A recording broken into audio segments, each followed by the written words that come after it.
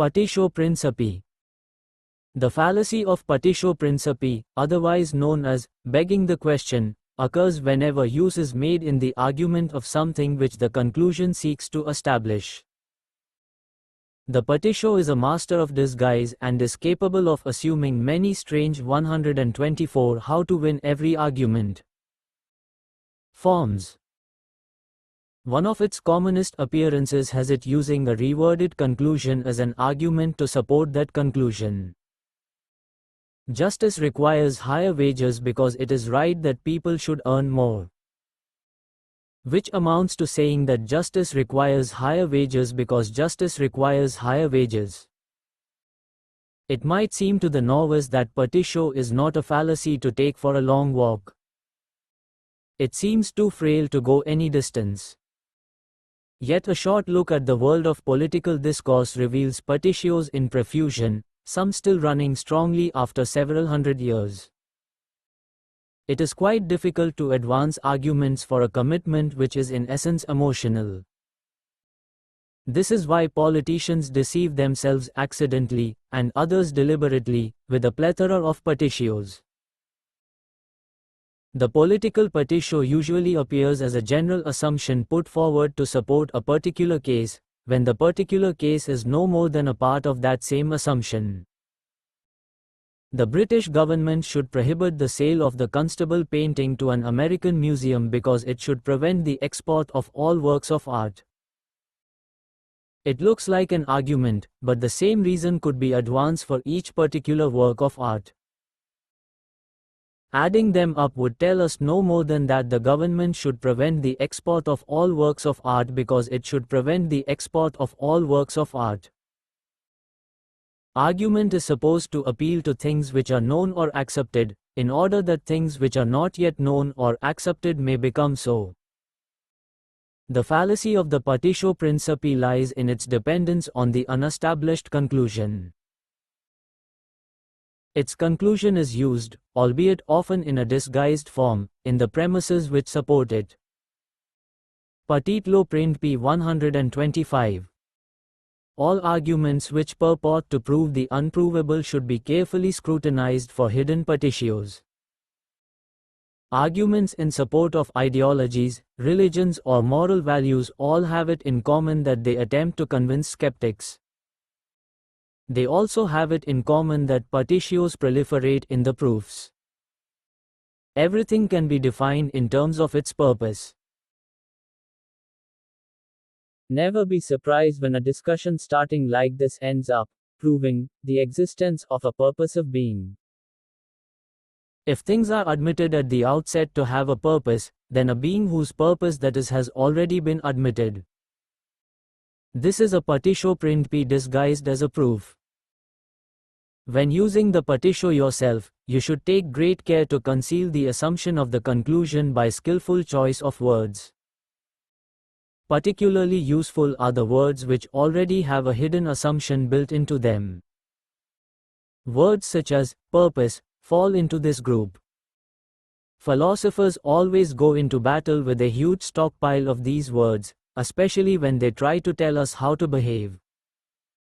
The obligations they wish to impose upon us are hidden away in words like promise.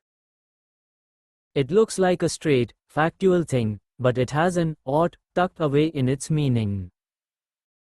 The important thing to remember about the particio is that it is supposed to look like an argument in support of a case. You should therefore spatter it with argument link words such as because, and, therefore, even if it is no more than a simple rewording. When pushed into a corner, you can often effect a dramatic escape with a well-chosen particio by combining both the assumption of a general truth and a rewording of the conclusion. Equip other nations with the means of taking human life. 126 How to win every argument. This looks and sounds like an argument, but it is really just a clever way of saying that we should not sell arms to Malaysia because we should not sell arms to anyone. Poisoning the well. The most attractive feature of poisoning the well is that the opposition is discredited before they have uttered a single word. At its crudest, the fallacy consists in making unpleasant remarks about anyone who might disagree with a chosen position. When some willing victim steps forward to dispute that position, he only shows that the unpleasant remarks apply to him. Everyone except an idiot knows that not enough money is spent on education. When someone comes forward to suggest that enough money is being spent, he identifies himself to the audience as the idiot in question. The whole discussion is fallacious because it invites acceptance or rejection of the proposition on the basis of evidence which has nothing to do with it. The claim is only an insult, offered without evidence, and does not have to be accepted. Even if it were true, we would still have to examine the argument on its merits. Closer inspection shows that poisoning the well is a highly specialized version of the ad hominem abusive. Instead of insulting the arguer in the hope that the audience will be led to reject his argument, the well poisoner sets up the insult for anyone who might argue. It is cleverer than simple abuse because it invites the victim to insult himself by drinking from the poisoned well. In doing so, it discourages opposition. Poisoning the well 127. To trains. There may be those who take into account such factors as price, cleanliness, convenience, and running on time. To admit the preference now, however, would be owning up to defective judgment. In its crude and simple form, poisoning the well is seen to be great fun and can engender spectacular coups of withering scorn. A version which is only slightly more subtle appears in a game called Sociology of Knowledge. To play the game, one player starts by asserting that everyone else's view about society and politics is only the unconscious expression of their class interest. Next, he shows that for specialized reasons this analysis does not apply to him because he is unprejudiced and can see things objectively. When another player disagrees with any of his views, the first player triumphantly shows that the opinion of his opponent can be ignored as the mere expression of class interest. Advantage for their children.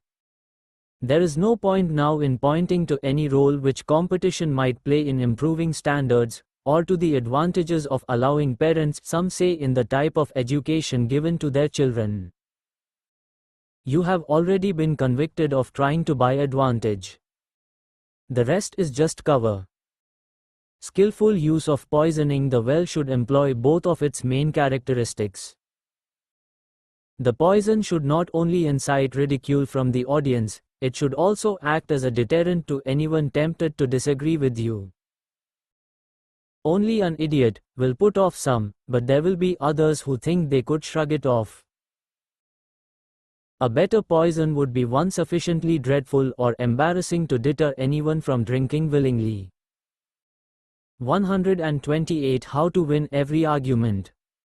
Single-sex teaching in our schools. Any volunteers? Well, poisoning is recommended whenever your claim might not survive sustained scrutiny. It is also useful for dealing with an opponent whose point goes against received opinion but is, unfortunately, valid. Judicious poisoning will make such an opponent look so foolish that people will ignore the validity. It will also make you look witty and confident, and may even serve to conceal the fact that you are wrong. Populum, argumentum ad. The argumentum ad populum appeals to popular attitudes instead of presenting relevant material. In other words, it is based on prejudice. It exploits the known propensity of people to accept that which fits in comfortably with their preconceptions. The popular prejudices may or may not be justified, but the speaker who makes his case depend solely upon them is guilty of an ad populum fallacy. On him. Few people think they belong with the stupid guys. The ad populum is often equated with mob appeal, with inflaming passions and prejudices more appropriate to mass hysteria than to rational discourse. Mob orators make a career of the ad populum, choosing words calculated to raise the emotional temperature. Populum, argument and ad 129. Are we to see the streets of this ancient land of ours given over to strange faces? The prejudice is xenophobia, and the implication is that the strange faces do not fit in our streets. But no argument is advance. Those who commit the fallacy take the easy way out. Instead of building up a case which carries conviction, they resort to playing on the emotions of the multitude. This is not sound logic, although it may be very successful.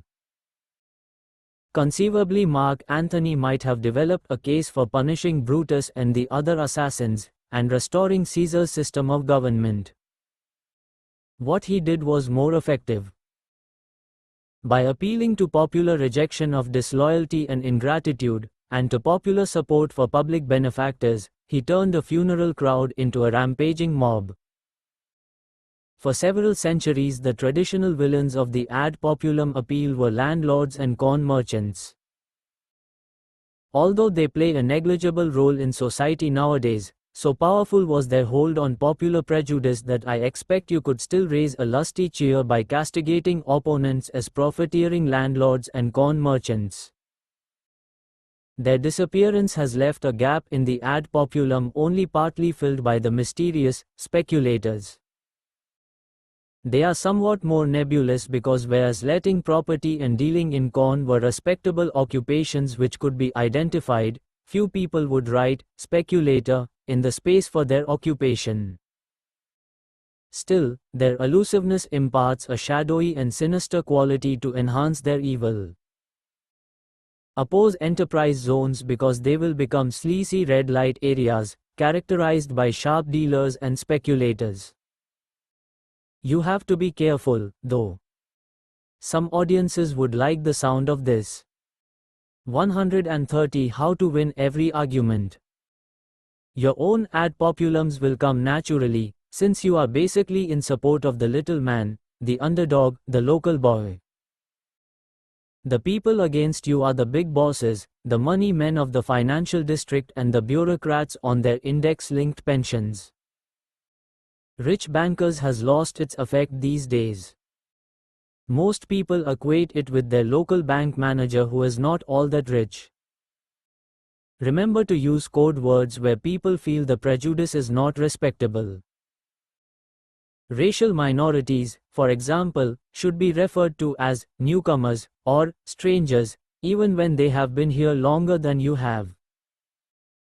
If we allow the corner shop to close, it will mean hard-earned money going out of the community to rich businessmen in flash cars. The corner shop is part of our locality. It's a friendly presence in the neighborhood.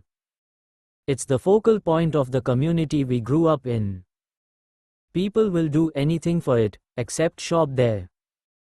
Positive conclusion from negative premise. An argument which draws a conclusion from two premises is not allowed to have two negative premises, but it is allowed one, provided the conclusion is also negative. A fallacy is committed whenever a positive conclusion follows from two premises which include a negative one. Some cats are not stupid, and all cats are animals, so some animals are stupid. Even though some of them are smart enough not to be cats, the conclusion does not follow. One premise is negative, so any valid conclusion would also have to be so. Although two things can be related to each other by means of the relationship which each has with the third, if one of the post hoc ergo propter hoc 131. Relationships is concerned with what is not true for one, the deduction must show that the other one is also wholly or partly excluded from some class. In other words, if they each enjoy a different relationship with the third thing, they cannot both be in the same class. The fallacy of drawing a positive conclusion from negative premises persuades us that things do belong to a class by telling of things which do not. The trouble with this fallacy is that it can be seen coming a mile away. You can try persuading an audience that rats are sheep by telling them what rats are and what sheep are not. You are unlikely to succeed for the simple reason that people smell the rat before the wool is pulled over their eyes. It is just too easy to spot that you cannot claim that things are the same simply because they are different. The only time you stand a chance of getting away with this one is when you are calling up a radio phone-in show. And that is only because anything goes on a radio phone-in show. Post hoc ergo propter hoc. The Latin translates as, after this, therefore on account of this, and it is the fallacy of supposing that because one event follows another, then the second has been caused by the first. Immediately after the introduction of canned peas, the illegitimate birth rate shot up to a new high from which it did not decline until frozen peas edged canned peas out of the market. The link is all too obvious. Too obvious to be true, perhaps. If your thoughts turn to feeding your daughters beans instead, remember to keep them clear of everything else which preceded the rise in illegitimacy. They should stay away from television, jet aircraft, polythene and chewing gum, to name but a few of the more obvious hazards. 132 How to win every argument. Although two events might be consecutive, we cannot simply assume that the one would not have occurred without the other. The second might have happened anyway. The two events might both be linked by a factor common to both. Increased prosperity might influence our propensity to consume canned peas, and also to engage in activities which increase the rate of illegitimacy. Small children at gaming machines provide vivid illustrations of the post hoc fallacy. They may often be seen with crossed fingers, eyes closed, hopping on one leg, or in whatever physical contortion once preceded a win. They link their random preparations with the outcome of their luck. And in this they differ in no wise from more adult gamblers, whose concealed rabbit's feet and clenched teeth incantations betray the same supposition. If it worked once, it can work again. Unfortunately for our predictive ability, every event is preceded by an infinite number of other events. Before we can assign the idea of cause, we need rather more than simple succession in time. The philosopher David Hume pointed to regularity as the chief requirement, with some contiguity in time and space. We are more likely to describe a germ as the cause of an infection in a man if its presence has regularly preceded the infection, and if it is found in the body which is infected. The charm of the post hoc fallacy emerges when we leave behind the everyday idea of cause and effect. Although we suppose we understand the mechanisms by which one event leads to another, Hume showed that it boils down to our expectation of regularity. The candle flame on the finger and the subsequent pain are called cause and effect because we expect the one to follow on regularly from the other. Of course, we concoct all kinds of explanations as invisible threads to link the two, but they come down to interposing unseen events between our first and second. How do we know that these unseen events really are the cause? Easy. They always follow from one another. This gap in our knowledge provides a vacant lot in which Quatamo Terminoran 133. Fallacies can park at will. Greek historians regularly discussed natural disasters in terms of human actions. In looking for the cause of an earthquake, for example, we are likely to find Herodotus, or even Thucydides, gravely discussing the events which preceded it before concluding that a massacre perpetrated by the inhabitants of the stricken town was probably the cause. The determined fallaciest will see this as a field of opportunity. Whatever your opponent is urging is bound to have been tried somewhere, in some form, at some time. All you need do is attribute the unpleasant things which followed it to the operation of that factor. We know that unpleasant things followed it because unpleasant things are happening all the time. There are always plenty of earthquakes, sex offenses and political broadcasts on TV which you can lay at your adversary's door. Cure them using open prisons and occupational therapy. Want that here? A term such as moral degeneracy is the hallmark of the sterling fallaciest, being more or less impossible to disprove. Quaternio terminorum. Quaternio terminorum is the fallacy of four terms. The standard three-line argument requires that one term be repeated in the first two lines, and eliminated from the conclusion. This is because it works by relating two things to each other by first relating each of them to a third thing. This syllogistic reasoning depends on one term, the middle term, being repeated in the premises but disappearing from the conclusion. Where there are 134 how to win every argument. Instead four separate terms, we cannot validly draw the conclusion, and the quaternio terminorum is committed. John is to the right of Peter, and Peter is to the right of Paul, so John is to the right of Paul. This looks reasonable, but one line has, to the right of Peter, where the other one simply has, Peter. These are two separate terms, and the four terms fallacy is involved. The conclusion is not validly established. After all, they could be sitting round a table. We might just as easily have said, John is in awe of Peter, and Peter is in awe of Paul, so John is in awe of Paul. The error is more obvious. John might respect Peter for his intellect, and Peter could respect Paul for his Mercedes. Since John has a Bentley, he might not transfer his awe from Peter to the other cheap upstart. The fallacy arises because, strictly speaking, the terms in this type of argument are separated by the verb, to be. Whatever comes after it is the term. It can be, the father of, or, in debt to, or many other things. Unless the whole term appears in the next line, there is a quaternio terminorum. Of course, with four terms we cannot deduce new relationships between terms by using a middle term common to both. There isn't one. John is the father of Peter, and Peter is the father of Paul, so John is the father of Paul. Even your grandfather can see this is wrong.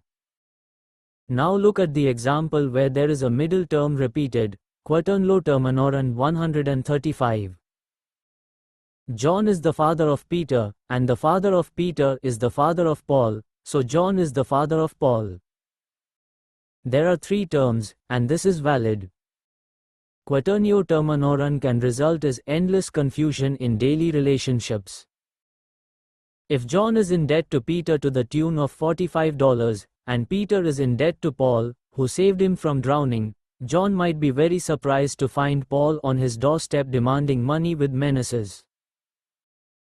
On the other hand, if John is in love with Mary, and Mary is in love with Paul, no one except a theater dramatist would attempt to complete the fallacious deduction. The four terms fallacy is more likely to appear as a source of genuine error than of deliberate deception. People may fool themselves with arguments constructed around it, but they are unlikely to fool others. There is something about the odd look of it which alerts the unwary. It is like a check without the amount filled in. No date perhaps. Maybe even no signature. But everyone looks at the amount. China is peaceful towards France, and France is peaceful towards the USA, so China must be peaceful towards the USA. You do not even need to know anything about China to know this is wrong. Just remember not to trust any relationship with France in it. One way to use the fallacy with a fair chance of success is to smuggle it in amongst a group of comparatives. Comparatives, such as bigger than, better than, stronger than, or fatter than, do work because they are transitive, despite the four terms. After a few of these, slip in the non-transitive relationship and it might get by. 136 How to win every argument. Respect your mother. I just don't want her in the house. The red herring. When the hounds are intent on following a scent of their own choosing, in preference to that selected by the master of the hunt, a red herring is used to effect the transfer. Tied to a length of string, it is led across the trail the hounds are following. Its powerful aroma is sufficient to make them forget what they were following, and to take up its trail instead. The red herring is then skillfully drawn onto the trail which the hunt master prefers. In logic, the red herring is drawn across the trail of an argument.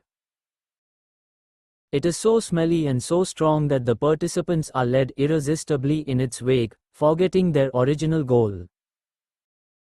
The fallacy of the red herring is committed whenever irrelevant material is used to divert people away from the point being made, and to proceed towards a different conclusion. The police should stop environmental demonstrators from inconveniencing the general public. We pay our taxes. It may well be, but that particularly ripe and smelly fish is not the one we were following. The use of the red herring is fallacious because it uses irrelevant material to prevent a conclusion being reached in its absence. If the argument leads in a particular direction because reason and evidence are taking it there, it is not valid to divert it. The red herring 137. By means of extraneous material, however attractive that new material may be. Out of your pocket? Even if the policeman is put off the scent, the dog won't be. The more the red herring appears to follow the original trail for a little way, the more attractive it is to follow, and the more effective it will be at diverting attention. Later, it might be cask-conditioned ale. The attraction here is that it smells a little like the original trail. It talks about what publicans promote, but after following this one for an hour or two, the talkers will be as much fuddled by the argument as by the beer. Red herrings are used by those who have a bad case, and can feel the hounds getting uncomfortably close to it. Politicians under pressure will toss out so tempting a red herring that the dogs will turn after it, even in the act of leaping for the kill. Lawyers scatter them at the feet of juries to divert attention away from crooked clients. Every famous attorney has been credited with the trick of putting a wire through his cigar so that, instead of listening to the details of his weak case, the jurors watch with bated breath as the ash grows longer and longer. The red herring in this case is a visual one, like the salesman's illuminated bow tie, which diverts attention away from his inferior product. 138 How to win every argument. You never remember my birthday. Did I ever tell you what beautiful eyes you have? You should never set out upon a weak argument without a pocket full of red herrings to sustain you through the course of it. As your intellectual energies begin to fail, your supply of them will give you breathing space. If you aspire to the ranks of the experts, you should select your red herrings on the basis of the known interests of your audience. Every pack has its favorite aroma. And your red herrings should be chosen with that in mind. As you toss them out as needed, the audience will be unable to resist their favorite bait. You can gain respite in the most difficult situations by skillfully introducing the subject of the arguer's bad back, or even his summer holidays. In real desperation, you can bring up his pet cat. Refuting the example. Examples are often adduced in support of an argument. When attention is focused on showing the example to be a false one, but leaving the central thesis unchallenged, the fallacy is known as refuting the example. Apologize. You're wrong. Simon is no longer a teenager. None of which knocks over the original assertion, only one example.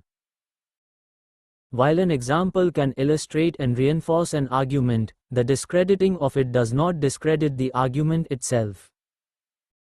They're refuting the example 139. Maybe many other instances which support the thesis, and which are genuine cases. There is a fine distinction between the quite legitimate activity of casting doubt on an opponent's evidence, and concentrating criticism on the example instead of on the thesis which it supports. If the rejection of the central claim is urged only because a bad example was used to support it, the fallacy is committed. Can show that there is no truth at all in the allegation that hunting is cruel to animals. In the case of the Berkshire hunt described to us, what we were not told was that a post-mortem showed that this particular fox had died of natural causes. So much for charges of cruelty. The argument has less life in it than the fox. A case of this fallacy occurred in a general election. One party featured a poster showing a happy family to illustrate the slogan that life was better with them. Their opponents devoted an extraordinary amount of time and attention to the actual model who appeared in the photograph, and to publicizing the fact that his was not a happy marriage. The effort was presumably expended in the belief that the public would be less likely to believe the fact once the example was refuted. For some reason this fallacy is very prevalent in discussion about sport. In support of a generalized claim, such as, Spain produces the best strikers, an example will be produced. This seems to be the cue for lengthy and dull evaluation of the merits of the individual concerned. The assumption throughout the discussion seems to be that the case for or against the original general statement will be won or lost with that of the example. You can set up situations for using this fallacy by prodding your opponents with a demand for examples. Your heavy skepticism as you respond to their claims with, such as, will prompt them into bringing forward a case in point. Immediately they do 140 how to win every argument. So, you attack the case, showing how it could not possibly be valid. The case of a family produced to show that bus drivers' pay is too low can be attacked with great merriment by asking whether they have a color television and how much the husband spends on beer. Even if you cannot undermine the example in apparent destruction of the assertion it supports, you can probably widen the talk to a more general discussion about what constitutes poverty, and cast doubt on whether the original statement means anything at all. This is called linguistic analysis. Reification. The fallacy of reification, also called hypostatization, consists in the supposition that words must denote real things. Because we can admire the redness of a sunset, we must not be led by the existence of the word into supposing that redness is a thing. When we see a red ball, a red table, a red pen and a red hat, we commit the fallacy of reification if we suppose that a fifth object, redness, is present along with the ball, the table, the pen and the hat. In SKYROS we have extracted the blueness of the summer sky and inserted it in a bar of heavenly soap. Since the blueness of the summer sky is not an object, it cannot be processed like a material thing. Turning descriptive qualities into things is only one form of reification. We can also make the mistake of supposing that abstract nouns are real objects. He realized that he had thrown away his future, and spent the rest of the afternoon trying to find it again. If you think that sounds silly, you should watch Plato Searching for Justice. Reification 141. Sometimes objects have consequential attributes, in their arrangement, perhaps. We commit reification if we suppose that these attributes are as real as the objects they depend upon. It, the Cheshire Cat, vanished quite slowly, beginning with the end of the tail, and ending with the grin, which remained some time after the rest of it had gone. Alice could see it because she had sharp eyes. After all, she had seen nobody on the road, while the Duchess had difficulty enough seeing somebody. The fallacy occurs because our words have not the power to conjure up real existence. We can talk about things which do not exist at all, and we can talk of things in one form which actually might exist in another. Redness entered the sky says roughly the same as the sky reddened, but the words denote different activities. Our words are not evidence for the existence of things. They are devices for talking about what we experience. There is a school of philosophers which believes that if we can talk about things, they must, in a sense, exist. Because we can make sentences about unicorns and the present king of France, they claim that there must actually be unicorns and a present king of France, with the latter presumably riding on the back of the former. Yet another school elevates the fallacy into an art form, by talking about the essences of things. They claim that what makes an egg into an egg and nothing else is its eggness, or the essence of egg. This essence is more real and more durable than the actual egg, for ordinary eggs disappear into quiche Lorraine, but the idea of an egg goes on. The obvious objection, that this is just silly, is a commanding one. We use words like labels to tie onto things so we do not have to keep pointing at them and communicating in sign language. Little can be inferred from this 142 how to win every argument. Except that we have agreed to use words in a certain way. If someone brings out the essences behind your words to show you what you really believe in, change the words. Has the essence of slavery. An independent judiciary, etc. This is an upsetting tactic. The accuser had expected the old image of slaves being whipped on plantations to be carried over into the new use describing the Western democracies. Your own use of reification can be directed toward showing that what people say they support involves them in supporting your position. You simply take all of the abstract concepts, turn them into real entities, and start demonstrating that their real natures are in line with what you were saying. See, the existence of your God is the same as non-existence.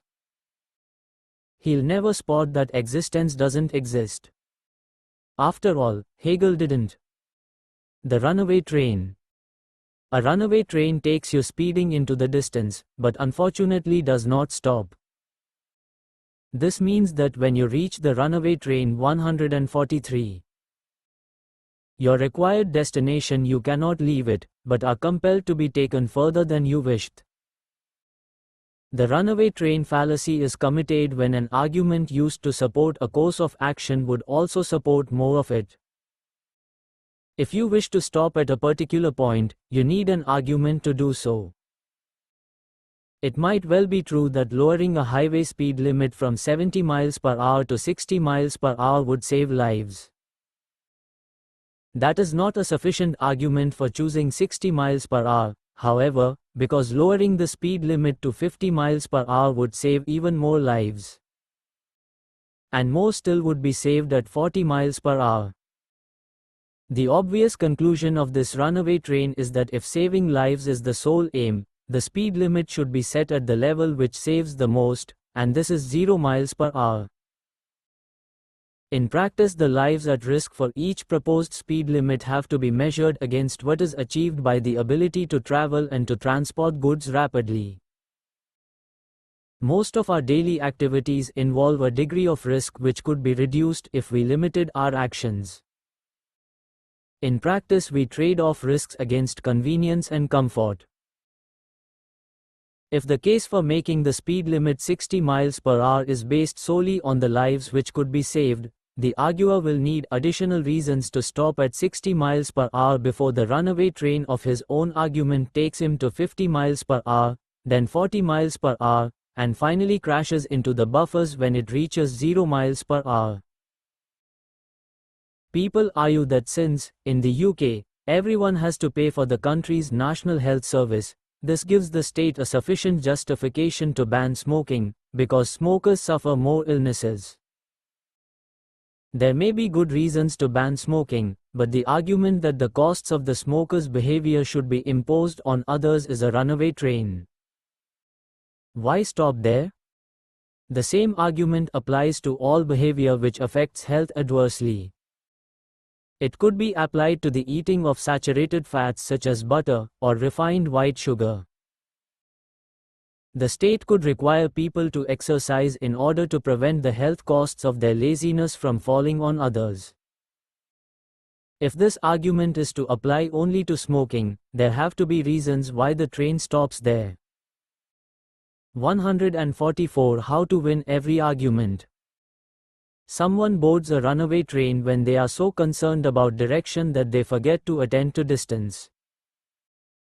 They can continue happily on their journey until their reverie is broken by someone calling, "Why stop there?" Mount productions without the extra support from public funds. And as the train heads off into the distance, wait for the stations marked Sun et Lumiere concerts, Civil War reenactments, and gladiatorial displays. If opera is different, we need to know why. The fallacy is often committed when someone advances a general argument for something he regards as a special case. If the argument has any merit, the listener immediately wonders why it should be limited to that case. To combat a runaway train, it is usually sufficient to point to some of the absurd stations further down the same line. If good schools are to be banned because they give children an unfair advantage, why not prevent rich parents from doing the same by buying their children books, or taking them on foreign holidays? To lure people on board the runaway train, simply appeal to things which most people favor, like saving lives, aiding widows and orphans, and having better behaved children. Use the general support which such things enjoy to urge support for the one proposal you favor which might help to achieve them, even as you carefully ignore the others. In a very specialized use of the fallacy, you should gain acceptance of the principles to support a reasonable objective, and only when that point has been reached, reveal the unreasonable objective also supported by the same principles. Machines on every street corner for precisely the same reasons. Secundum quid 145. Secundum quid. The fallacy of secundum quid is otherwise known as the hasty generalization.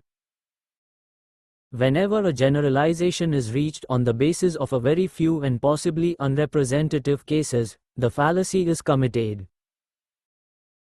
It takes the argument from particular cases to a general rule on the basis of inadequate evidence.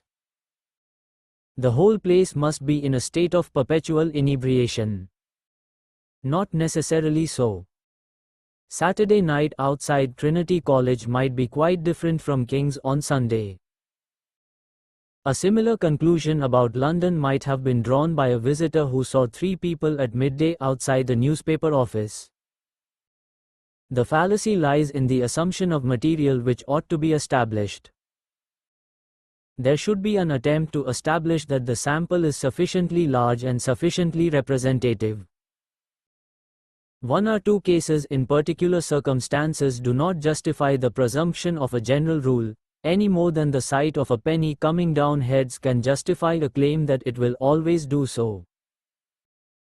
Behind our identification of the fallacy lies our recognition that the few cases observed might be exceptional to any general rule which prevails. Don't shop there. I once bought some cheese and it was moldy. This smells like a broad condemnation placed on a narrow base. Clearly there is fine judgment required to distinguish between a secundum quid and a case where 1 or 2 instances do enable a valid judgment to be made. When assessing the 146 How to win every argument. Fitness of a candidate for foster parent. For example, it would be prudent to make a judgment on the basis of only one previous incident of child molesting. In the film Dr. Strangelove, when a psychotic commander sends his wing on a nuclear attack against the USSR, the general reassures the president, "You can't condemn the whole system just because of one letdown." Both of these cases deal with systems which seek 100% safety coverage, and in which one exception does validate a judgment. Secundum quid covers the more general circumstance in which it does not. A visitor who assesses the population of London from his experience of a royal wedding day is likely to be as wrong as one who makes a similar judgment about Aberdeen on a charity collection day. The basic rule is, don't jump to conclusions. Opinion pollsters try to be very careful to avoid secundum quids. A famous American poll once wrongly predicted a Republican victory because it surveyed by telephone, not realizing that fewer Democrats owned telephones. Political parties everywhere are not averse to talking up their support by quoting obviously unrepresentative poll findings. Scientific knowledge is like a battlefield mined with secundum quids. Scientific theories are often put forward with only a very few examples to back them up. The problem is one of knowing when there are enough case histories to be sure about the general rule put forward to explain them. Astonishingly, the answer is never. Science proceeds with the knowledge that a new case could suddenly appear to show that even its most solid theories are no good.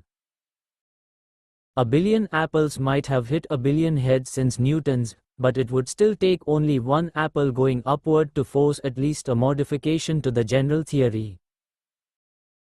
Secundum quids will be very useful to you in persuading audiences to pass judgments which coincide with your own.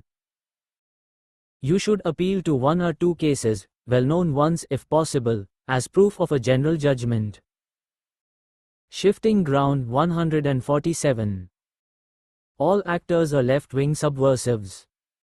Let me give you a couple of examples. You then spread over the entire profession the tar which your brush collected from two of them.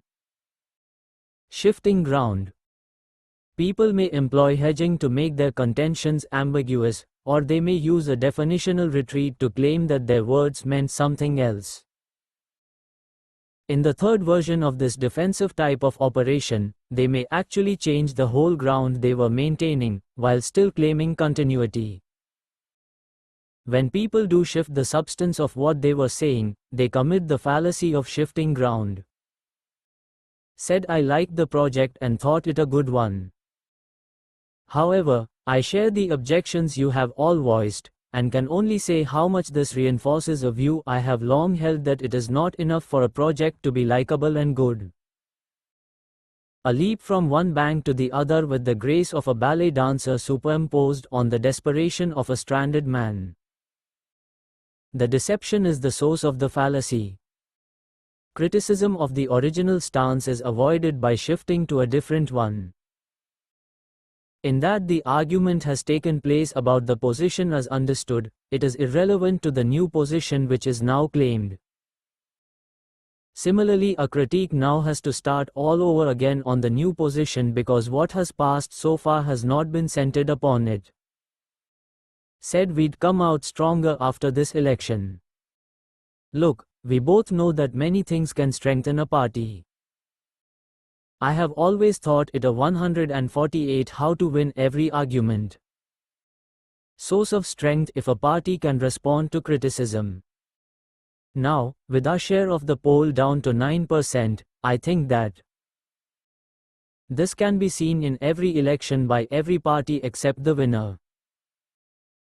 It is roughly equivalent to, I don't think that a score of 5-1 against us should be seen as a defeat for Scottish football. It is more of a challenge which. The shifting sands of political fortune often coincide with the shifting ground of the fallacy. This is because of a patently absurd rule that no politician must ever change his mind about anything. To do so would be to admit he was wrong before, and could, by implication, be wrong now. Infallibility must, therefore, be sustained.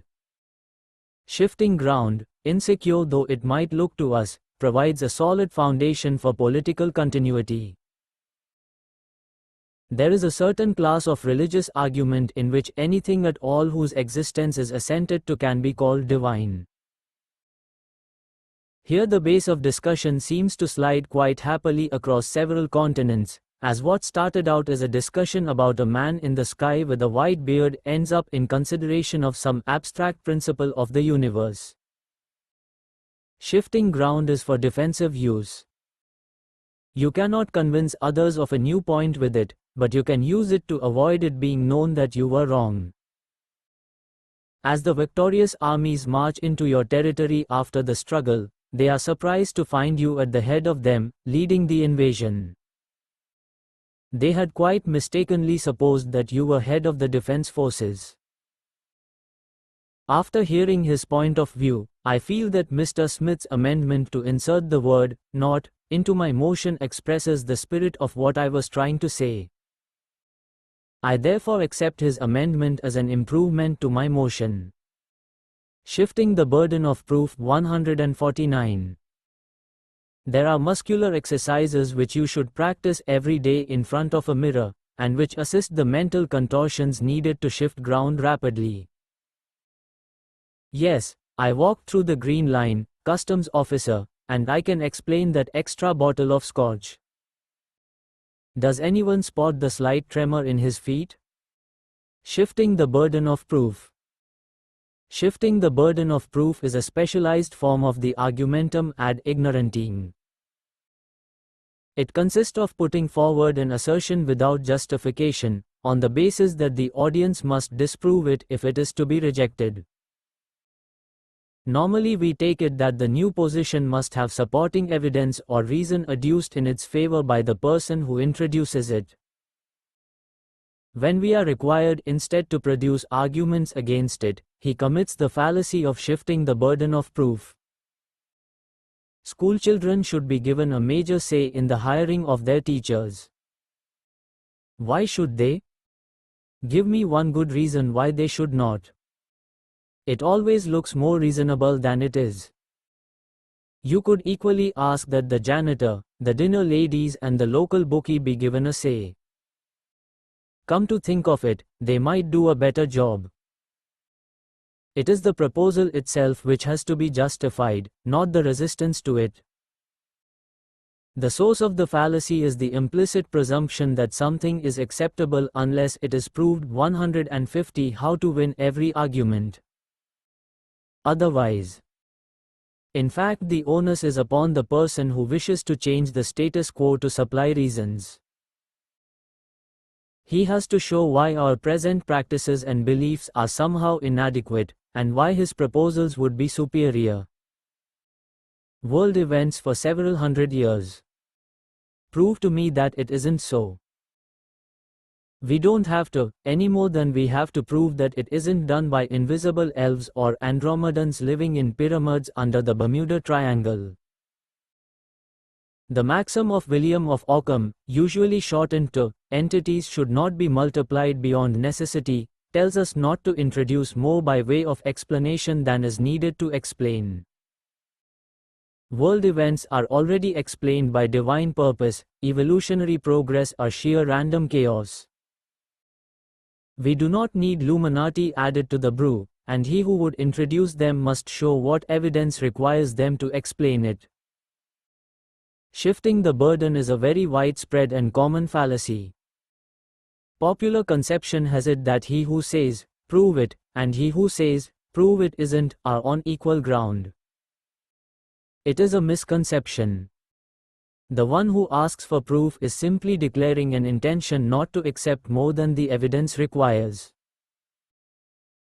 The other is declaring his intent to assume more than that. This particular fallacy is the frail prop on which rests the entire weight of unidentified flying objects, extrasensory perception, monsters, demons and bending spoons. Advocates of these, and many other, ethereal phenomena try to make us accept the burden of establishing falsity. That burden, once taken up, would be infinite. Not only is it extraordinarily difficult to show that something does not exist, but there is also an infinite load of possibilities to test. The slippery slope 151. You will need shifting the burden of proof if you intend to foray into the world of metaphysical entities. Instead of resorting to the simple, "you prove it isn't," you should clothe your fallacy in more circumlocucious form. Proves that. This tempts the audience into supplying instances, giving you a chance to slide into refuting the example, instead of giving any arguments in favor of your case. The popular misconception about the onus of proof will enable you to put forward views for which there is not a shred of evidence. You can back griffins, the perfectibility of man, or the peaceful intentions of religious fundamentalists. The slippery slope. Slippery slopes are so tricky to negotiate that even the first timid step upon them sets you sliding all the way to the bottom. No one ever goes up a slippery slope. They are strictly for the descent to disaster. The fallacy is that of supposing that a single step in a particular direction must inevitably and irresistibly lead to the whole distance being covered. There are cases in which one step leads to another, and cases where it does not. It is not a fallacy to suppose that after the first stride, further steps might be taken towards unpleasant consequences, but it is usually an error to suppose that they must. There is a limited class of cases in which someone is doomed after the first step. Stepping off a skyscraper is one of them. But in most life situations there is a choice about whether or not to go further.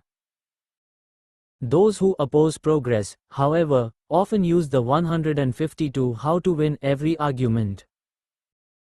Slippery slope argument to suggest that any reform will lead inexorably to unacceptable results. The point is that the factors which lead to the arbitrary drinking age of 21 might change. There is nothing which suggests that they must keep on changing, or that society must keep on responding. The slippery slope basically argues that you cannot do anything without going too far. This belies human progress, which has often been made by taking short steps successfully where longer ones might have been ruinous. Nothing but snails and garlic and teaching our children to sing the Marseillaise. It might beat pizza and chips, though. In some cases there is a point of principle at stake which, once yielded, allows anything. This is not so much a slippery slope, however, as a vertical drop. The story is told of a dinner table conversation between the dramatist George Bernard Shaw and a pretty lady. "Would you sleep with me for £1,000,000? "Why yes, I would." "Here's £5, then." £5. "What do you think I am?" "We've established that. Now we're talking about price." Shaw was correct, but this is not a slippery slope argument which would have led the lady to immorality in stages. Once the principle was conceded, the rest was bargaining. Special pleading 153. On a slippery slope, ruin is reached in stages. The fallacy introduces the irrelevant material of the consequences of more far-reaching action in order to oppose the more limited proposal actually made. Use the fallacy yourself to oppose change. There is scarcely any proposal which would not lead to disaster if taken too far. They want to charge people for admission to the church bazaar, but you point out that if this is conceded they will charge more next year, and more after that, until poorer people will be unable to afford to get in. The fallacy works best on pessimists, who are always ready to believe that things will turn out for the worse. Just assure them that if they do anything at all, this is almost certain to happen. Special pleading. Special pleading involves the application of a double standard. Although the normal rules of evidence and argument are applied to other cases, the fallacy of special pleading stipulates that some are exceptions, to be judged differently. It normally occurs when a speaker demands less strict treatment for the cause which he espouses than he seeks to apply elsewhere. Our attempt to engage in conversation was totally spoiled by all the chattering that other people were doing. Look who's talking. Special pleading is a source of error. If different standards are to be applied to certain cases, we need rather more evidence to justify this than the fact that we would like better treatment. The same standards which would throw out someone else's claim will 154 how to win every argument also throw out our own. If we were to receive special treatment, how could we justify withholding it from others? Argument proceeds by general rules, and exceptions must be justified. While it is not normally right to invade someone's privacy, it is all right for us, as journalists, to do so because we serve a public need. Even though we make private money. Special pleading is sometimes described as benefit of clergy, because of the right which the medieval church established to have clerical offenders tried in church courts even for civil crimes.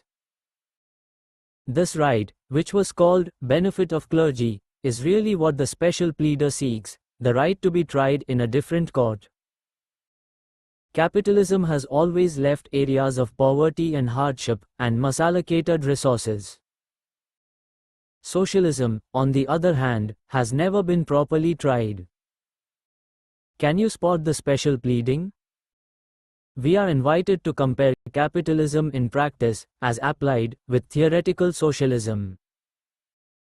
This is sometimes called real socialism, to conceal the fact that it is the opposite of real. Of course, if we look at capitalist countries for the record of capitalism, then we should look at socialist countries for the record of socialism. Theory with theory, or practice with practice. Special pleading is normally resorted to by those whose case would not fare well in the general courts. Faced with a clash between their ideas and the evidence, scientists change their ideas. The special pleaders, like social scientists, prefer to change the evidence and show why normal judgments cannot be made in their particular case. Very often it is the supreme importance of the cause which is called upon to justify the special standards.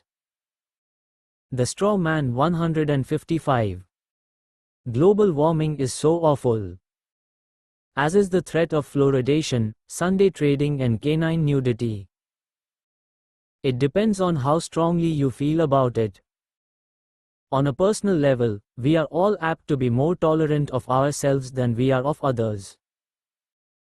For behavior we would universally condemn from others, we invent excuses to forgive it in ourselves. Our queue jumping is excused by urgency, but not that of anyone else. Our impulse buying is justified by need. Others who do it are spendthrift. The same standards which excuse ourselves also excuse our team, our group, our town and our country. When using special pleading in support of your own side, take care that you always supply some specious justification to account for the exception from the general rule. It is never just because it is your side which is involved. Always there are special circumstances of public interest. B. Talented people get away with arson, it seems, as well as murder. The straw man. The straw man of logic does not scare anyone. No self-respecting crow would even rustle a feather at him. He is too easy to knock down. Precisely. The straw man is made incredibly easy to knock down so that when you are unable to refute your opponent's argument, you can topple the straw man instead. The straw man 156 how to win every argument is, in short, a misrepresentation of your opponent's position, created by you for the express purpose of being knocked down. We should liberalize the laws on marijuana. Goes only for immediate gratification. Down he goes. The proposal was to liberalize marijuana laws, but unrestricted access to drugs makes a much less stable target. Traditionally, the straw man is set up as a deliberate overstatement of an opponent's position. Many views are easier to argue against if they are taken to extremes. If your opponent will not make himself an extremist, you can oblige with a straw man. Any easily opposed misrepresentation will serve as your dummy. The straw man is fallacious because he says nothing about the real argument. Like the Ignaresh Alenkai society he belongs to, he is totally beside the point. His function is to elicit, by the ease of his demolition, a scorn which can be directed at the real figure he represents. Aficionados of the straw man ploy reserve their loudest olays for those whose straw construction is concealed by a layer of flesh. The point is that the straw man does not always have to be created specially. By deliberately picking on a weak or absurd supporter of the opposition, and choosing to refute him instead of the main protagonist, you indulge in the true connoisseur's use of the straw man. Even today, applause can be gained for refuting the theory of evolution, so long as one is careful to refute Darwin. Modern evolutionary theory is more advanced, having knowledge of things such as genetics to help it along. But you can set up Darwin as a straw man and, by knocking him down, give the impression you have refuted the theory of evolution. Temperantlum, argumentum ad 157. It is standard practice at elections to choose the most foolish or ignorant spokesman for the other side to deal with, as well as to fabricate extremists who can be felled with a scornful half-line. Publicly advocates a worker state, like Soviet Russia was. Biff. Bam. And another straw man bites the dust. Union leaders on one side, like businessmen on the other side, can be politically naive, and make much better targets than the slippery eels who lead the parties. Historically, the role of the straw man has been to show the dangers of change.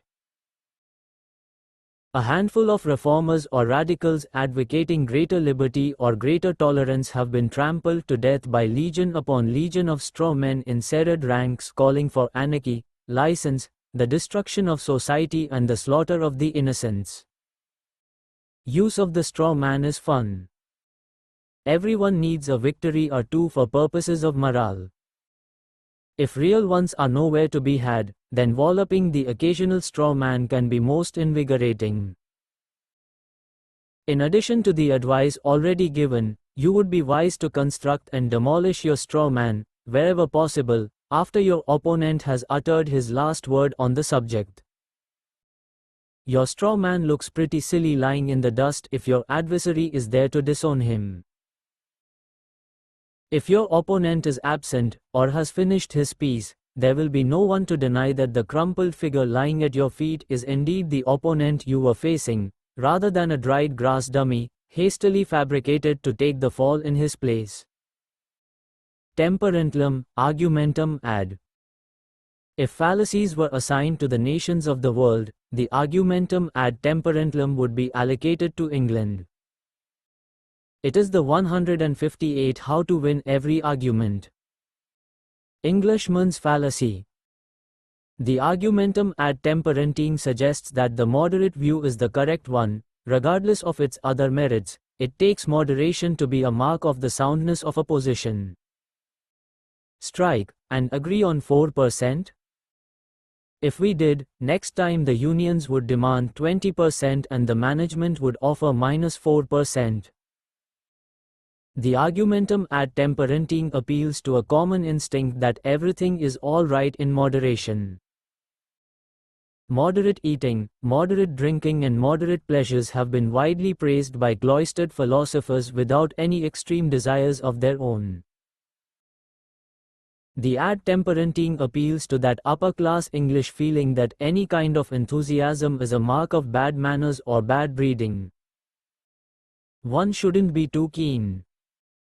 It helps to explain why none of them are particularly good at anything, and accounts for their steady, but moderate, decline. The fallacy enters in because, while moderation may be a useful maxim to regulate our desires, it has no specific merit in argument. Where one view is correct, there is no rule that it will be found by taking the average or mean of all of the views expressed. If two groups are locked in argument, one maintaining that 2 plus 2 equals 4 and the other claiming that 2 plus 2 equals 6, sure enough, an Englishman will walk in and settle on 2 plus 2 equals 5, denouncing both groups as extremists. He is correct to describe them as extremists, but incorrect to suppose that this proves them wrong. Partiality on the one hand and impartiality on the other.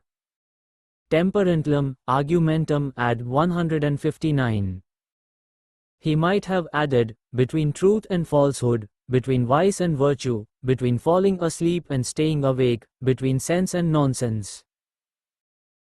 In countries and situations where bargaining is more common than fixed-price transactions, people routinely manipulate the extremes in order to influence the idea of a fair average. Exactly the same procedure can be used in public life, advocating an extreme position in order to pull the eventual settlement closer to your way of thinking. Only in England do people write books with titles like The Middle Way, elevating the argumentum ad temperantium into a guide for public policy. The Liberal Party used to make a career of the fallacy, regularly taking up a position midway between those of the two main parties, and ritually denouncing them for extremism. The main parties, in their turn, contained this threat by bidding for the middle ground themselves. This led the liberals to become extremists in order to attract attention. In Britain, New Labour was built upon the temperantium. They called it the third way. And extremism. So alluring is this type of thing to the ad temperantium mind, that the other parties hastily produce versions of it.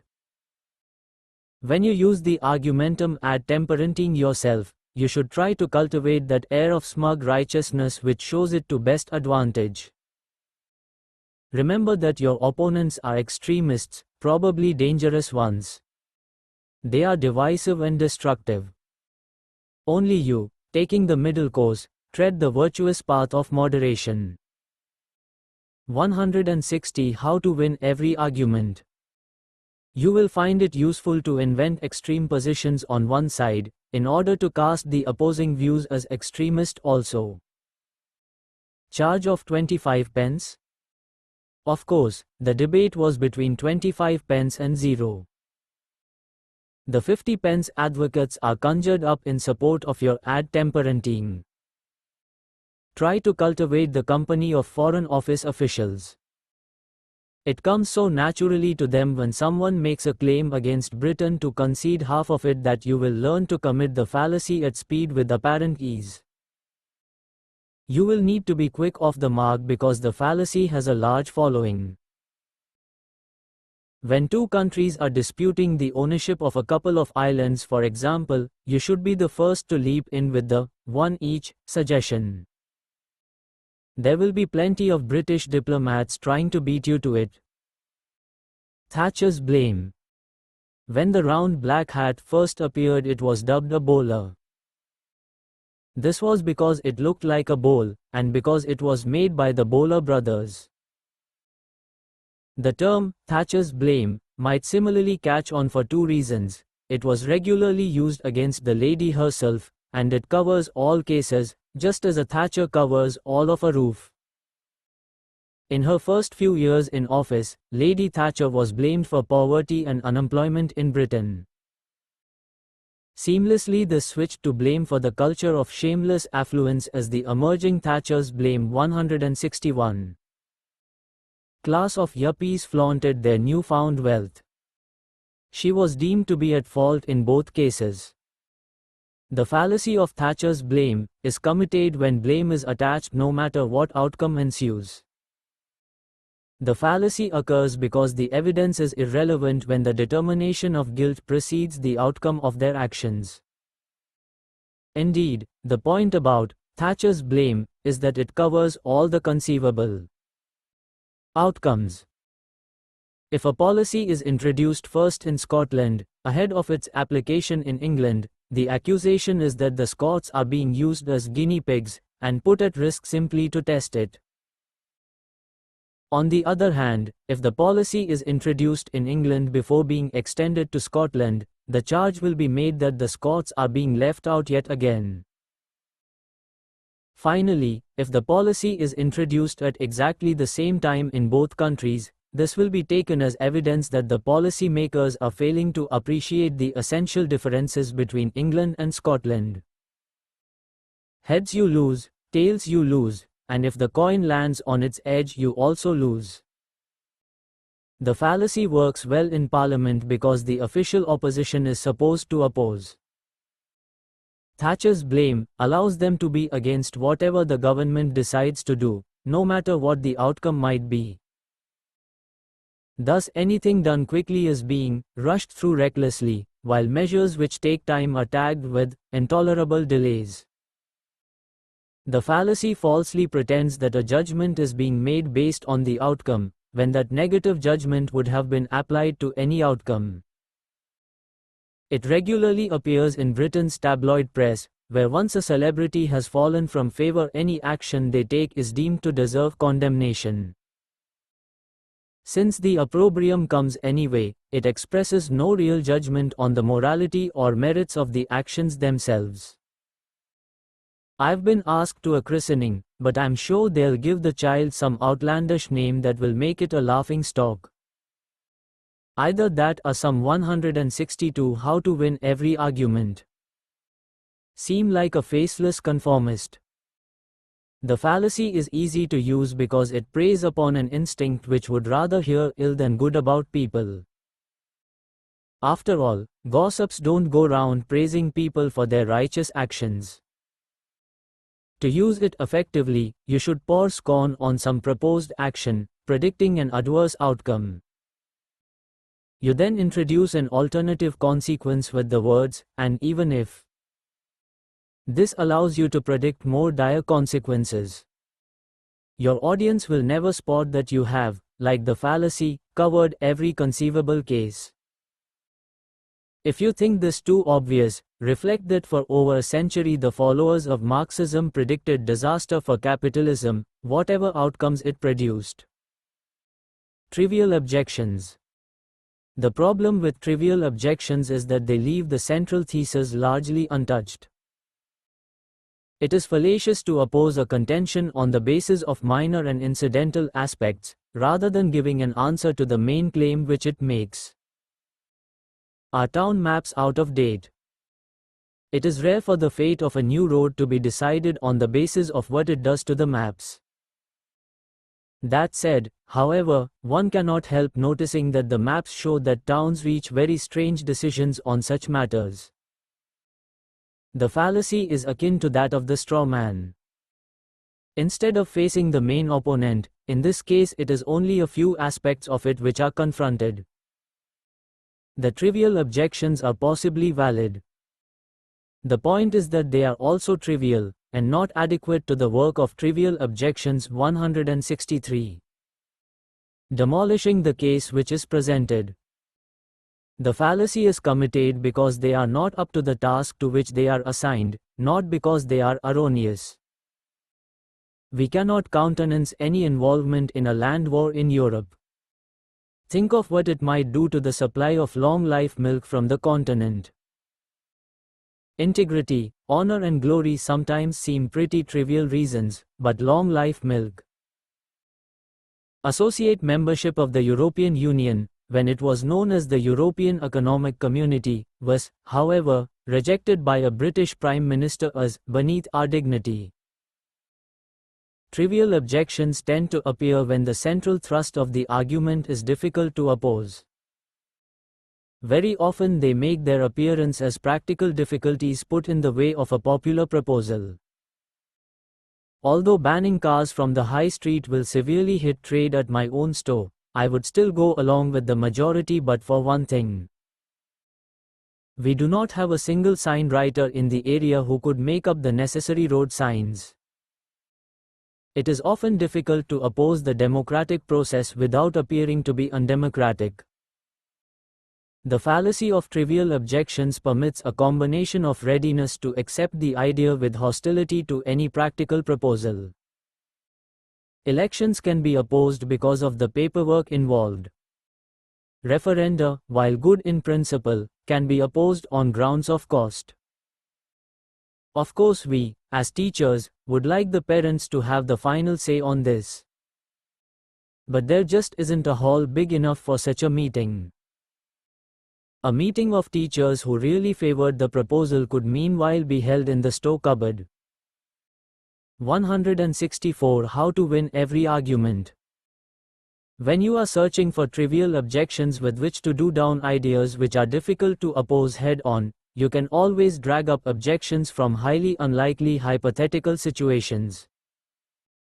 House caught fire one Sunday morning while I was away? Why, it would then become another flaming excuse, like this one. If you dwell on your objections, listing them and showing how each one is valid, your audience will be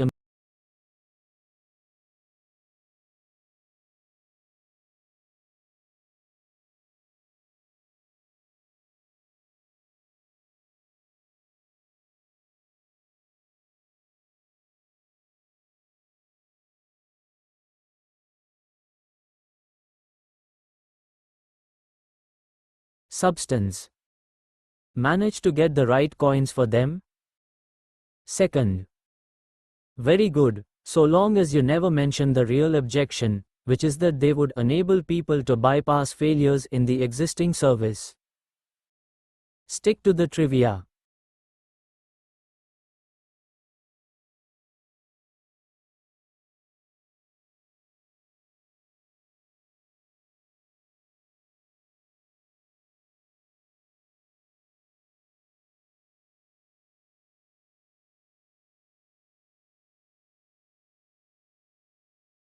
It's safer ground. To quoque. To quoque means, you also, and is committed when a case is undermined by the claim that its proponent is himself guilty of what he talks of. It is a change of subject from a claim made by a proponent to one made against him. You accuse me of abusing my position, but you're the one whose company car is seen propping up the rails at the local race course. With a little more subtlety, the to quoque can be used to undermine an accusation by discrediting the accuser. To quoque 165. And now I turn to Mrs. Green's charge that I deliberately misled this society over my personal interest in the firm concerned. May I remind you that this charge comes from the same Mrs. Green who kept very quiet when her son-in-law benefited from our decision over the surplus land. Hardly a source entitled to make such charges, you must agree. I reckon he did it.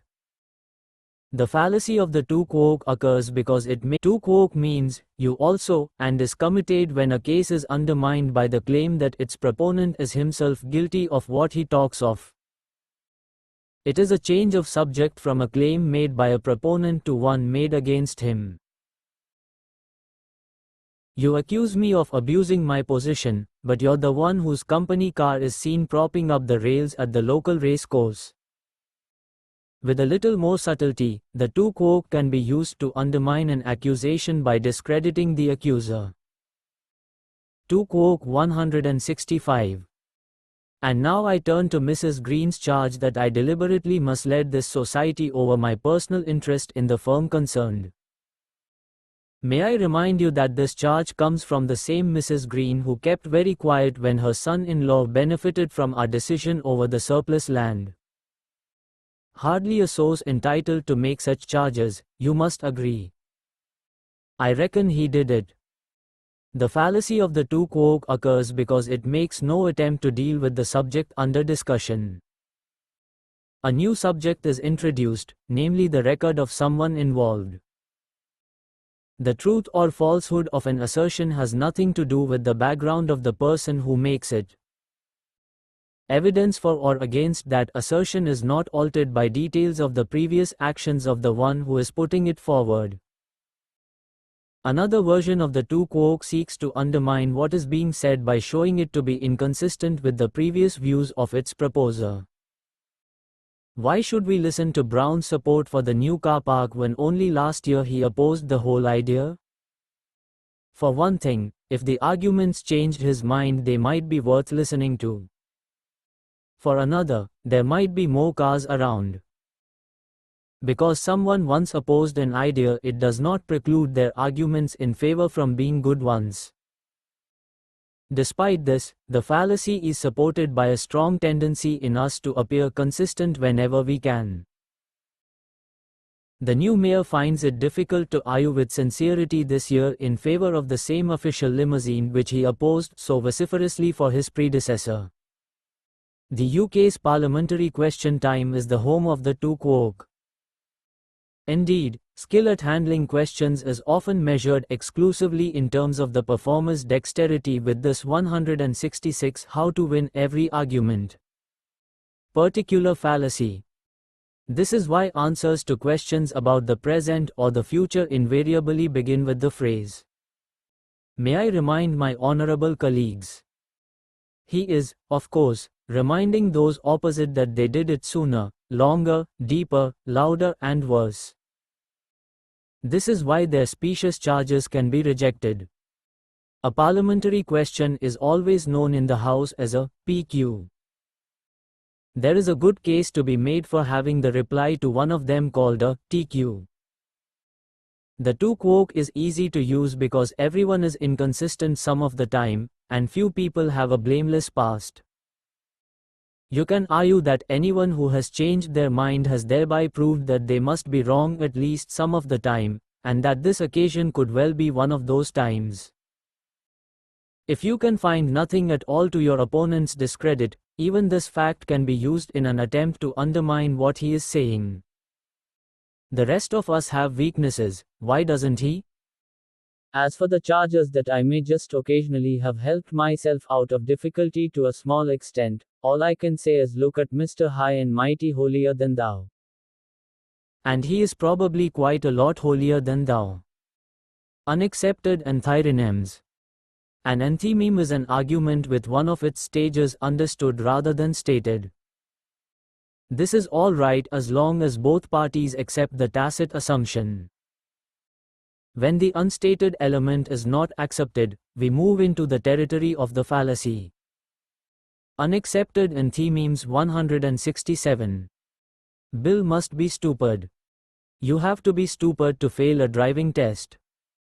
While the average listener might nod sagely at this point, he would be somewhat put out if he later discovered that Bill hadn't failed his driving test. The argument only works if that is assumed. In this case, a fallacy is committed because an important element of the argument is omitted.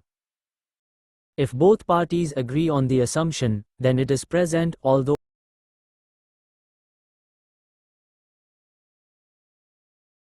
because an important element of the argument is omitted. If both parties agree on the assumption, then it is present, although unstated.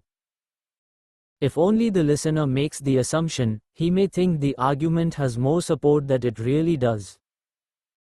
We often leave out important stages because they are generally understood, but we have to recognize that there can be disagreements about what we are entitled to assume. Leave a reward to everyone who had looked after her. The bank manager, surprised by the non-payment of the debt, will be even more surprised when you tell him how you had always neglected your aunt. It is because we use enthymemes routinely to avoid laboriously filling in the details that opportunities for the fallacy arise. The earnest caller who wishes to discuss the Bible with you will be satisfied if told, "I am a Buddhist," because both parties accept the implicit fact that Buddhists do not discuss the Bible. If, however, you were to reply instead, "Buddhists don't discuss the Bible," your caller might still be satisfied, making the obvious assumption that you were a Buddhist. Make sure though that you have a very good answer ready should you happen to meet him in church next Sunday. Unaccepted enthymemes form ready crutches for lame excuses. The listener will generously clothe them with the 168 how to win every argument unstated part necessary to complete the argument, instead of leaving them to blush naked. This is fine until your colleagues mention that you've done nothing for 2 months except the Telegraph crossword. The fallacy is easy to use, and will get you off the hook in a wide variety of situations. The procedure is simple. Give a general statement as the answer to an individual situation. Your audience will automatically assume the missing premise, that the general situation applies to this particular case. What people normally do in certain circumstances is only relevant to the charges against you if it is assumed that you were indeed in those circumstances. The unaccepted enthymeme will slide in as smoothly as vintage port. More. True, but you walked from just around the corner. You can equally well make general assertions during a discussion about someone in particular. Your audience's delight at gossip and determination to believe the worst in everyone will help the unaccepted enthymeme to mingle with the invited guests. Those who prey on rich widows, or on unjustified implications. The undistributed middle. Classic among schoolboy fallacies is the argument that because all horses have 4 legs and all dogs have 4 legs, so all horses, the undistributed middle 169, are dogs. This is the simplest version of the notorious fallacy of the undistributed middle. Both horses and dogs are indeed 4-legged, but neither of them occupies the whole of the class of 4-legged beings. This leaves convenient room for horses and dogs to be different from each other, and from other beings which might also without any overlap be in the 4-legged class. The middle, which carelessly omitted to get itself distributed, is the term which appears in the first 2 lines of a 3-line argument, but which disappears in the conclusion. The classic 3-liner requires that this middle term must cover the whole of its class at least once. If not, it is undistributed. Are rabbits. Even though the first 2 lines are correct, the middle term, mammals, never once refers to all mammals. The middle term is thus undistributed and the deduction invalid. Common sense shows why the undistributed middle is fallacious. The standard 3-liner, called a syllogism, works by relating one thing to another by means of a relationship they both have with a third. Only if at least one of those relationships applies to all the third thing do we know that it is certain to include the other relationship. We cannot say that bureaucrats are petty tyrants just because bureaucrats are meddlesome and petty tyrants are meddlesome. It is quite possible that gin-sodden drunks are meddlesome too, but that does not mean that bureaucrats are gin-sodden drunks. Life might be more interesting if they were. This fallacy commonly appears in the form of tarring with the same brush. 170 How to win every argument. Exit Jones, hurriedly, before it is pointed out that the worst oppressors of the working classes are human. Since Jones is human.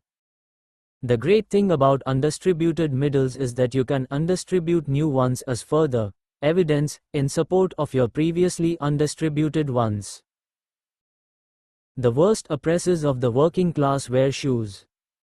Jones wears shoes.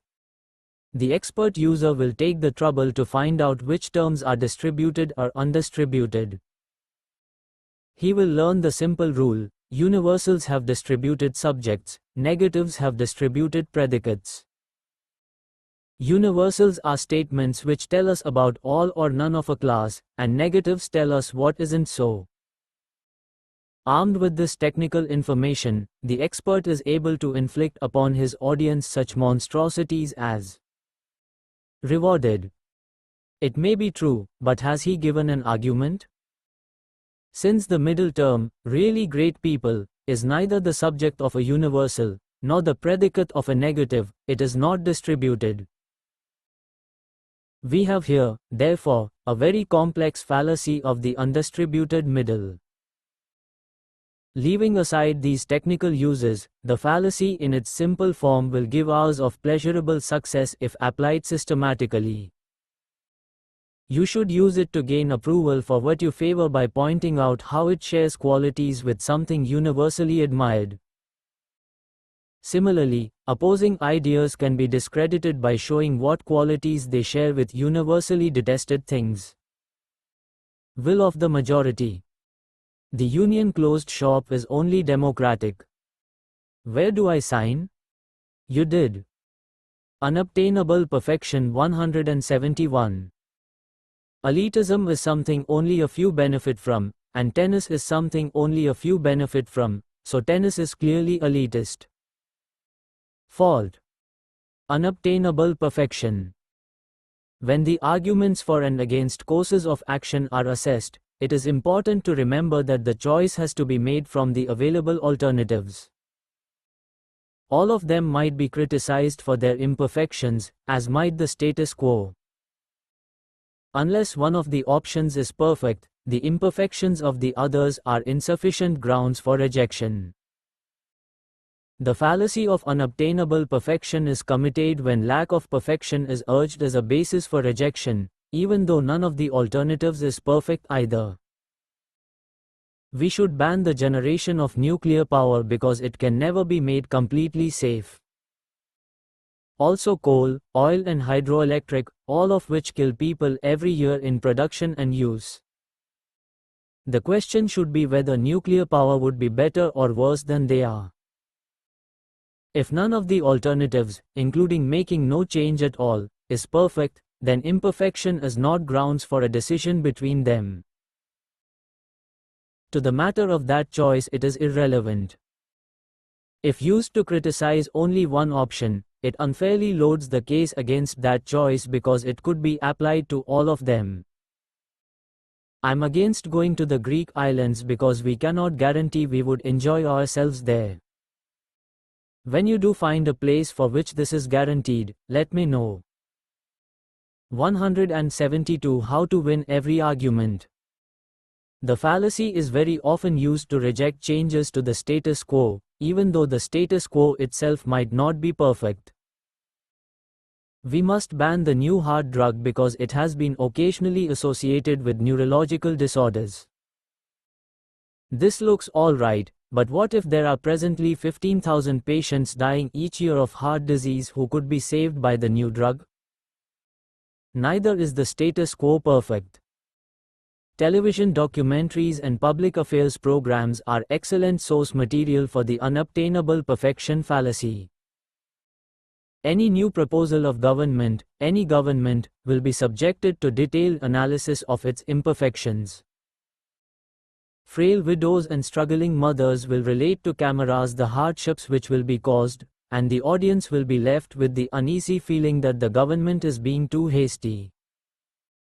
Exactly the same treatment could be given to the present situation.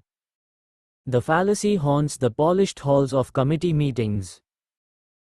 On every committee is one person, usually a long-serving member, whose mission in life is to hold back the tide of anarchy and destruction which change represents. He castigates every new proposal with its own imperfections. Hurt. There will still be children on rollerblades and bicycles, and shopping trolleys and baby carriages. The question is not, is it perfect? The issue is whether the new proposal will cut down accidents as the status quo cuts down old people. While you can use the general version of this fallacy to undermine any proposals you disapprove of, it will also repay you if you take the time and trouble to learn two specialist and very clever versions of it. The first of these calls for a particular verecunding, argumentum ad 173. Suggestion to be opposed because it does not go far enough. You show its imperfections, and suggest that something more drastic is needed. This idea, therefore, should be rejected. Propose that we refer this suggestion back. It was never seen again. The second variant you can use has you calling for something totally beyond the powers of those making the decision, and thus set something they cannot do in opposition to something they can. The original proposal now exits amid a crescendo of violence. Verecunding, argumentum ad. This is the appeal to false authority. While it is perfectly in order to cite as a supporting witness someone who has specialized knowledge of the field concerned, it is a fallacy to suppose that an expert in one field can lend support in another. Unless he has special expertise, he is a false authority. Hundreds of leading scientists reject evolution. Close examination shows few, if any, whose expertise is in evolutionary biology. 174 How to win every argument. Knowledge is specialized, and we have to accept the view of authorities to some extent. There is a general reluctance to challenge the view of someone who appears much more qualified than ordinary people. When support for a position is urged on account of the opinion of someone who appears to be more qualified but is not, the fallacy of argumentum ad verecunding is committed. The fallacy lies in the introduction of material that has no bearing on the matter under discussion. We have no reason to suppose that the opinion of a qualified person is worth any more than our own. The attempt to make our own opinions yield before such spurious authority is trading on our respect for position and achievement, and trying to use this instead of argument and evidence. The cologne of the stars. Since few of us are lucky enough actually to smell our heroes and heroines, their opinions on this subject are probably less interesting than those of ordinary people closer at hand. The argumentum ad verecunding dominates the world of advertising. Those who are thought worthy of admiration and esteem because of their achievements frequently descend to our level to give advice on more humdrum matters. Those whose excellence is in acting are only too ready to share with us their vast experience of instant coffee and dog food. The winning of an Oscar for excellence in motion pictures is widely recognized as a qualification to speak on such matters as world poverty and American foreign policy. One can admit the current young hopeful some authority on tennis rackets after a Wimbledon success. But razor blades? One is surprised to find that he shaves. In a similar way we see famous faces eating yogurt or buying life assurance. Those who verecunding, argumentum ad 175. Have proved their worth as presenters of radio or television programs readily share with us their detailed expertise on enzyme action washing powders or the virtues of a margarine which is high in polyunsaturates. A variant of the argumentum ad verecunding has the appeal to unidentified authorities, albeit those in the right field. In this world we are confronted by the opinions of leading scientists, top dog breeders and choosy mums. Since we do not know who they are, all we can do is to accept the apparent authority they have. We never hear from the mediocre scientists, the average to poor dog breeders or the indifferent mothers. There is also the visual ad verecunding, instanced by the sports team wearing the sponsor's name or slogan, even if unconnected with the sport. Winning the World Slalom Championships gives me a real thirst. That's why. And the logic is as frothy as the stuff he's selling. Your own use of the ad verecunding is made easier by the desire of many eminent people to be thought of as compassionate people with wide-ranging concerns. No matter how doughty the cause, you will always be able to assemble a panel of distinguished names to act as honorary patrons to it. The fact that they have achieved eminence as actors, writers and singing stars will in no ways diminish their authority to lend weight to your campaign. In demanding a ban on Spanish imports until bullfighting is outlawed, I am joined by distinguished international scientists, top scholars and leading figures from the worlds of communication and the arts. They should know. After all, they are also experts on wars, whales and windmills. 176 How to win every argument. Wishful thinking. While many of us engage quite happily in wishful thinking, we elevate it to the status of a fallacy when we use it in place of argument. If we accept a contention because we would like it to be true, rather than because of the arguments or evidence which support it, we move into fallacy. Similarly, we also commit the fallacy of wishful thinking if we reject something solely because we do not wish it to be true.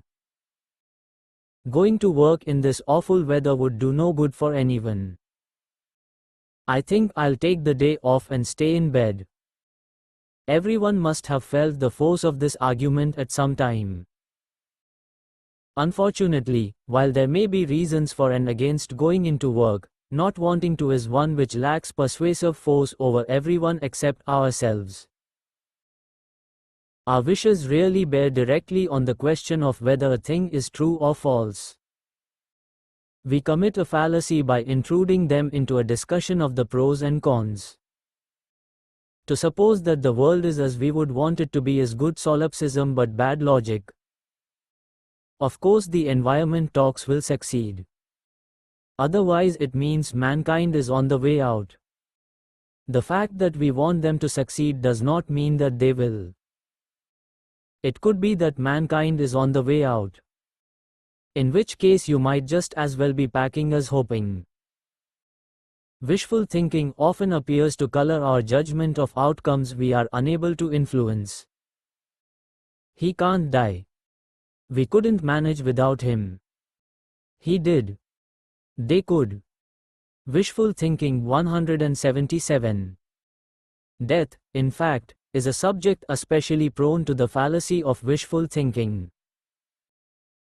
Its abrupt and inconsiderate nature is softened by the fallacy into something we would find more acceptable, although our wishes hardly afford valid grounds for our supposition. Boswell, on a visit to the dying Hume, asked the philosopher about a possible afterlife. He mentioned 3 recently deceased friends of Hume, but the latter firmly rejected the fallacy. He owned it would be agreeable, Boswell reported, but added that none of them entertained so absurd a notion. Time, like death, is a field in which our wishes replace our ability to influence. Exam. Wrong about the day. Right about the exam. The problem about all wishful thinking is that if you want one thing and the laws of the universe dictate another, there is a conflict of interests which is not going to be resolved in your favor. This being true, you might as well spend time working out how to deal with the outcome, instead of wishing that something else would happen. Bank managers are not interested in your survival. They care about only 2 things: making money for the bank and grinding the faces of the poor. 178 How to win every argument. Most of us are already fairly adept at using the fallacy of wishful thinking to persuade ourselves. When using it to convince others, bear in mind that it must be their wishes, rather than your own, which are appealed to. The business will succeed. You'll get a huge return on your investment. This is more effective than the business will succeed. I'll be rich for life. Classification of fallacies. There are 5 broad categories into which fallacies fall. The most important division is between the